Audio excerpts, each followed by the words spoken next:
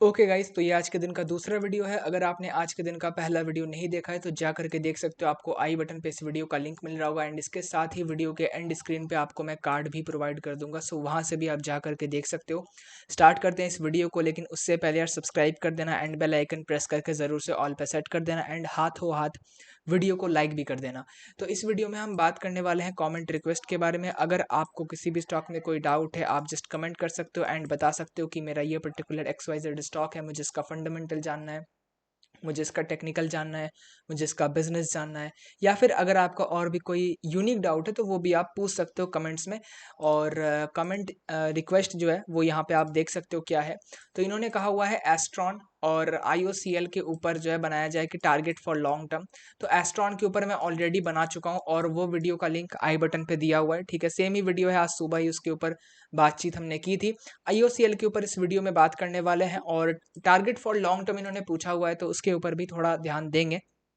Start करते हैं। सबसे पहले IOCL, आप मार्केट कैप देख लो इसका कितना है। मार्केट कैप इसका 1,28,000 करोड़ का मार्केट कैप है। एक लार्ज कैप कंपनी है और बहुत बड़ी कंपनी है। मैं हमेशा कहता हूँ लार्ज कैप कंपनी का सीधा मतलब क्या होता है कि रिस्क कम हो जाता है ऑटोमेटिकली और रिवॉर्ड भी ऑटोमेटिकली कम हो जाता है। मतलब कम रिस्क का कम रिवॉर्ड, कम ज़्यादा रिस्क का ज़्यादा रिवॉर्ड, ये तो सिंपल वाली बात है। दूसरी बात, अगर मैं बताऊं तो रिकमेंडेशन मैं कोई भी नहीं दे रहा हूं इस वीडियो में, किसी भी स्टॉक का रिकमेंडेशन नहीं है, सिर्फ और सिर्फ एजुकेशनल पर्पज से मैं इस वीडियो को बना रहा हूँ। तो यहाँ पे सबसे पहले मैं इसके फंडामेंटल्स के ऊपर बात करूंगा क्योंकि इसका बिजनेस मोस्टली लोगों को पता होगा। IOCL company Indian oil corporation limited क्या करती है क्या नहीं करती है सब पता होगा, लेकिन फिर भी अगर आपको इसका बिजनेस मॉडल जानना है आप कमेंट करके मुझसे पूछ सकते हो कि यार इसका बिजनेस मॉडल भी एक बार डिस्कस कर दो, मैं उसके ऊपर भी वीडियो बना दूंगा। तो फंडामेंटल्स एंड टेक्निकल्स के ऊपर बात करेंगे। सबसे पहले मैं चलूंगा इसके प्रॉफिट एंड लॉस पे। यहाँ पे आप देख सकते हो मैं कंसोलिडेटेड नंबर्स को देख रहा हूँ। यहाँ पे अगर आप देखोगे 408, 461, 488, 449, 346, 355, 421, 528, 483, 363, 589, फिर 841। यहाँ पे ग्रोथ है, ऑब्वियसली ग्रोथ है, बट पहली बात बहुत कम ग्रोथ है। क्यों बहुत कम ग्रोथ है? क्योंकि अगर आप देखोगे 2012 से 23 तक सिर्फ और सिर्फ ये जो सेल्स है वो डबल हुआ है, ठीक है। तो मैं हमेशा कहता हूँ कि अगर 5 गुना 6 गुना तक होता है फिर ये डिसेंट बैठता है नंबर, और अगर 2 गुना 3 गुना या 4 गुना तक होता है तो फिर इसे मैं कम कहता हूँ। परसेंटेज वाइज भी बात करेंगे तो सेल्स में पहली बात मैं कहूँगा कि यहाँ पे मुझे सेल्स ग्रोथ है, पहली बात है। दूसरी बात, इसका सेल्स ग्रोथ बहुत ही कम है। और मैं ऐसा नहीं कह रहा हूँ कि बहुत कम in the comparison of small caps, ऐसा नहीं है। लार्ज कैप्स के मतलब अगर मैं लार्ज कैप के हिसाब से भी इसको देखूं तो मुझे ये कम ही लगता है, ठीक है, इसका जो सेल्स ग्रोथ है।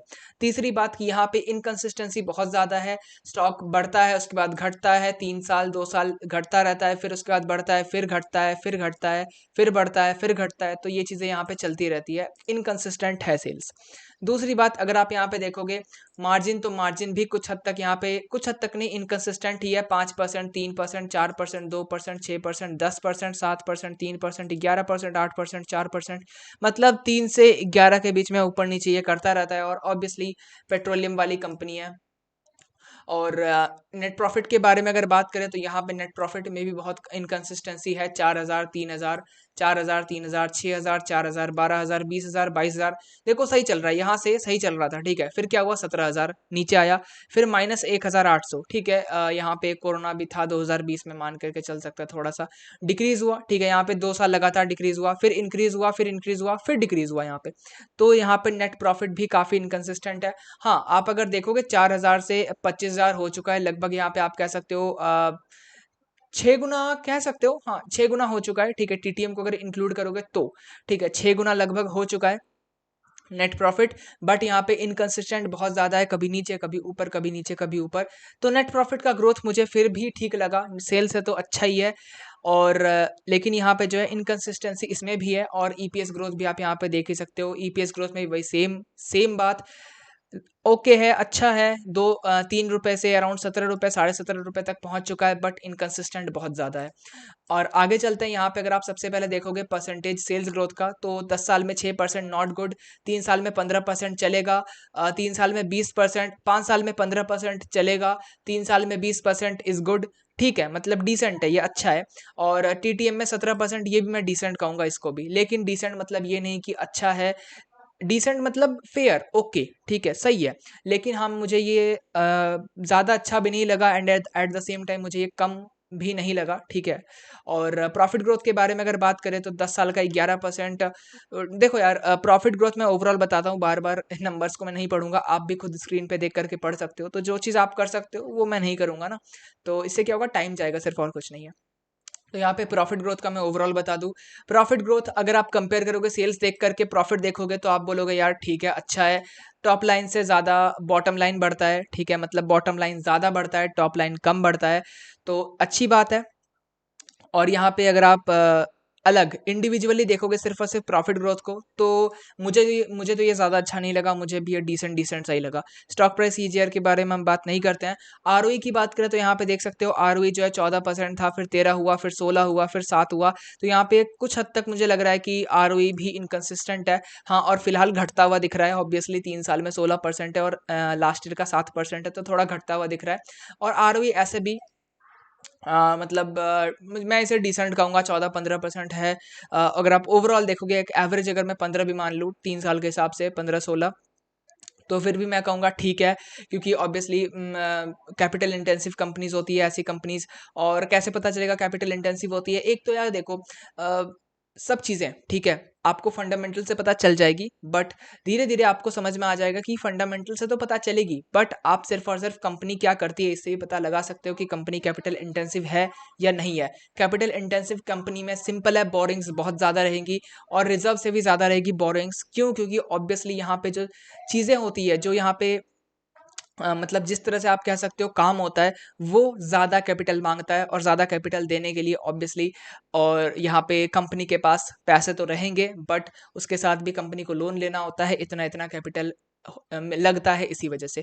और आपको यहाँ पे कैपेक्स भी बहुत ज़्यादा देखने मिलेगा, 2-3-5 करोड़ का कैपेक्स नहीं होगा। बोरिंग्स आप देख सकते हो।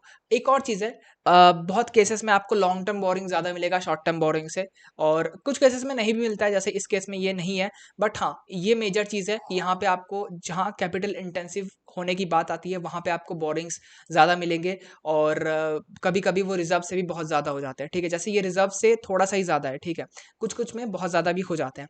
और बोरिंग्स अगर आप देखोगे तो ऑब्वियसली 1.5 लाख करोड़ का बोरिंग है, लगभग 1.25 लाख करोड़ का रिजर्व्स है। और बोरिंग्स में अगर आप देखोगे तो long term borrowing, short term borrowing लगभग इक्वली ही डिवाइडेड है। शॉर्ट टर्म बोरिंग थोड़ा ज़्यादा है, 76,000 करोड़ के आसपास का, या 77,000 करोड़ का शॉर्ट टर्म बोरिंग है। Long term borrowing around 63,000 crore का लॉन्ग टर्म बोरिंग है। और CWIP देख सकते हो, 50 करोड़, 40 करोड़, 32, 28 ऐसे करके CWIP चलते रहता है। तो ये चीज़ है, बैलेंस शीट ऐसे ही होती है। और हाँ, अगर आप मैं वही कह रहा था, अगर आप ये डर रहे हो कि यार बोरिंग्स तो यहाँ पे ज़्यादा है, अगर आप डेट टू इक्विटी देखोगे तो यार डेट टू इक्विटी यहाँ पे 1 से भी ज़्यादा है। लेकिन देखो यार, वही चीज़ है कि यहाँ पे डेट टू इक्विटी ज़्यादा है, मैं मानता हूँ। क्यों ज़्यादा है मैंने इसलिए बता भी दिया एक्सप्लेन करके, कि इस वजह से ये ज़्यादा है, ठीक है, नहीं तो लोग डरते रहते हैं यार। और अगेन वही चीज़ है, जो कंपनी कैपिटल इंटेंसिव नहीं है, अगर वहाँ पे आपको ये चीज़ दिखती है तो ऐसा नहीं आपको समझना है कि ये भी तो नॉर्मल है, ऐसा नहीं है। जहाँ पे कैपिटल इंटेंसिव है वहाँ पे ये चीज़ आपको सही करनी है, जहाँ पे इस तरह से आपको इस चीज़ को देखना है। और जहाँ पे कैपिटल इंटेंसिव बिजनेस नहीं है, ठीक है, वहाँ पे आपको ये चीज़ें को एक रेड मार्क की तरह मानना है। तो इन्वेस्टर्स के ऊपर चलते हैं। उसके बाद इन्वेस्टर्स में आप देख सकते हो 51% का होल्डिंग प्रमोटर के पास है, और आपको पता होगा government of India, president of India जो है वो इसके प्रमोटर्स हैं, और 51% होल्डिंग उनके पास है। 7% होल्डिंग FIS के पास है, 11%, 11.5% DIS के पास है, गवर्नमेंट के पास अराउंड 20% के आसपास है, बाकी 9% जो है वो पब्लिक के पास है। तो मैं हमेशा कहता हूँ पब्लिक के पास जितना कम उतनी अच्छी बात। और रिटेल इन्वेस्टर अगर मैं देखूँ तो इसमें भी आप 10% में भी लगभग 2.5% हटा दो, तो लगभग 7.5%, 7% मैं मान करके चलता हूँ, 7% जो है वो यहाँ पे रिटेल इन्वेस्टर के पास है। तो बहुत ही कम है, और मैं हमेशा कहता हूँ रिटेल इन्वेस्टर के पास जितना कम होल्डिंग उतनी अच्छी बात। तो ये बहुत ही कम होल्डिंग है प्रमोटर के पास। मैं मानता हूँ 51% है, थोड़ा और ज़्यादा होता कम होता वो अलग बात है, लेकिन यहाँ पे ओवरऑल अगर आप देखोगे तो शेयर होल्डिंग पैटर्न बहुत ही अच्छा है। क्यों अच्छा है मैंने आपको बता दिया यार, सिंपल सा, कि रिटेल इन्वेस्टर के पास होल्डिंग नहीं होना चाहिए बस, और वो यहाँ पे नहीं है। तो ये चीज़ है। बाकी शेयर होल्डिंग पैटर्न अच्छा है, बैलेंस शीट भी परफेक्ट है, बट यहाँ पे जो है मुझे ग्रोथ, ओवरऑल अगर आप देखोगे मुझे ग्रोथ इसमें कम लगा। हाँ, लार्ज कैप्स में ग्रोथ कम ही होता है बहुत लोग कहेंगे, लेकिन फिर भी मुझे लगता है थोड़ा सा इसमें ग्रोथ जो है कम है। और पेट्रोलियम वाली कंपनी, अब देखो यार मैंने बता भी दिया, government of India, president of India, या फिर आप कह लो गवर्नमेंट वाली कंपनी है, और बहुत लोगों को गवर्नमेंट वाली कंपनी जिसका जो प्रमोटर्स होते हैं वो यहाँ पे प्रेसिडेंट ऑफ इंडिया होते हैं, बहुत लोग उसमें नहीं जाते हैं, ठीक है। तो वो अपनी अपनी बात है यार, मतलब आपका अपना चॉइस है, बट मुझे अभी ऐसा थोड़ा है, बट लेकिन अगेन मैं कोई रिकमेंडेशन आपको नहीं दे रहा हूँ, ठीक है। बहुत लोग होते हैं ऐसे जो गवर्नमेंट वाली कंपनीज में नहीं जाते हैं, तो मैंने आपको बता दिया, ठीक है। बाकी ओवरऑल मुझे इसके फंडामेंटल्स बहुत ही नॉर्मल लगे, बहुत ही एवरेज लगे। और आगे बात करते हैं, अगर आप देखोगे तो स्टॉक ज़्यादा चलता नहीं है, ये मैं कहूँगा एक बात, क्योंकि जब से ये लिस्ट हुआ है 1996 की बात हो रही है, बहुत पहले की बात हो रही है। जब से ये लिस्ट हुआ है उसके बाद से मैं आपको दिखाता हूँ, देखो स्टॉक एक ही जगह पे काफ़ी दिन तक फंसा, मतलब पैटर्न मैं आपको दिखा रहा हूँ चलने का, एक ही जगह पे काफ़ी दिन तक फंसा, फिर थोड़ा यहाँ पे ऊपर गया, फिर क्या हुआ, फिर यहाँ पे फंसा, उसके बाद फिर क्या हुआ, फिर देखो यहाँ पे थोड़ा ऊपर गया, ठीक है, ऊपर गया, अब यहाँ पे थोड़ा और फिर से आप कह सकते हो थोड़ा सा ऊपर नीचे किया, एक ही जगह पे रहा, आप कह सकते हो, फिर यहाँ पे और ऊपर गया, उसके बाद क्या हुआ, उसके बाद यहाँ पे ऊपर जाने के बाद ये एक ही जगह पे एक नीचे नीचे आया, फिर ऊपर गया, ये सब काम ये कर रहा है। और अभी जो है ऑल टाइम हाई से काफ़ी नीचे है। और एक्चुअल क्या है यार, ये सब कंपनीज बहुत स्लो चलती है, बहुत धीरे धीरे चलती है। और आप खुद ही देख सकते हो यार, 1996 से यार कितना ये बढ़ा है, आप खुद ही देख लो। यहाँ पे 1996 से अगर आप देखोगे तो ये लगभग 4 गुना हुआ है, ठीक है। 1996 से 400% हुआ है, 437% हुआ है। और अगर आप इसी तरह से कोई कंपनी देखोगे, मैं अगेन नाम नहीं लूँगा, आपको इजीली मिल जाएगा, कोई भी कंपनी देखोगे जिसका लिस्टिंग 1996 से हुआ है और अभी अ, वो अच्छी कंपनी बन चुकी है। बहुत कंपनीज ऐसी है जो अभी मतलब कितने हज़ार गुना हो चुका है पैसा, कितना हज़ार गुना, ठीक है। और यहाँ पे सिर्फ और सिर्फ 4 गुना हुआ है। ऐसी कंपनीज जनरली जो कंपनीज होती है वो चलती नहीं है, रुक रुक के चलती है, धीरे धीरे चलती है, आराम आराम से चलती है। और साथ में फंडामेंटल्स भी वैसे कुछ एकदम दौड़ने वाले होते भी नहीं है वैसे इसमें भी। तो जो भी यार, इन्हीं सब के साथ एंड करते हैं वीडियो को। इन्होंने पूछा हुआ था मतलब टारगेट, तो इन्होंने पूछा हुआ था टारगेट फॉर लॉन्ग टर्म। तो देखो यार, लॉन्ग टर्म का बात यही है कि आप इसे long term simple means that आप इसे होल्ड करके बैठ जाओ। लॉन्ग टर्म में आपको टारगेट नहीं देखना होता है। हाँ, ये चीज़ होती है कि लॉन्ग टर्म में अलग अलग लोगों का पर्सपेक्टिव अलग अलग होता है। कोई 6 महीने को लॉन्ग टर्म मानता है, कोई 3 महीने को लॉन्ग टर्म मानता है, कोई 6 साल को लॉन्ग टर्म मानता है, कोई 12 साल को लॉन्ग टर्म मानता है, तो डिपेंड करता है। बट अगेन अगर रिकमेंडेशन मैं नहीं दूंगा, लेकिन अगर आप इसे लॉन्ग टर्म, मतलब कि अब मुझे नहीं पता आप लॉन्ग टर्म मतलब क्या कहना चाह रहे हो, लेकिन अगर आप इसे लॉन्ग टर्म यानी 4-5 साल होल्ड करोगे, मुझे नहीं लगता कुछ खास फ़ायदा होने वाला है। अगेन मेरा पर्सनल ओपिनियन है ये, क्योंकि मैं पीछे हिस्ट्री को दिखा करके, जो पीछे हुआ है वो दिखा करके आपको बता रहा हूँ। किसी ने अगर लिया होगा, मान लो 2016 में किसी ने लिया होगा, ठीक है, तो 2018 तक 2016, 17, 18, 19, 20, 21, 22, 23 कितने साल हो गए? 7 साल हो गए। 7 साल में कितने रिटर्न्स बने आप खुद देख लो। ये देखो 2016 यहाँ पे और 2023 यहाँ पे है, या फिर आप इसे यहीं तक देख लो, 29% ओनली 7 साल में 29%। तो आप खुद समझ सकते हो, बाकी आप समझदार हो। जिसने 2018 में लिया होगा वो तो लॉस में बैठा हुआ है। तो जो भी है, इन्हीं सबके साथ एंड करते हैं वीडियो को। और इसीलिए इसी वजह से मैंने आपको 2 स्टॉक्स आपने बताए थे कमेंट में, दोनों का ही मैंने आपको टारगेट नहीं बताया हुआ है, ठीक है। रीज़न आप समझ गए होगा आई थिंक।